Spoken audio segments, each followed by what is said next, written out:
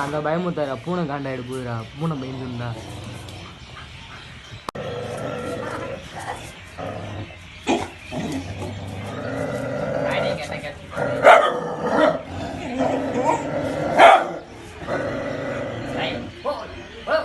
பூனை காட்டுறா நீ ஆனால் தூக்கி காட்டு அங்க போடுறா அது சண்டை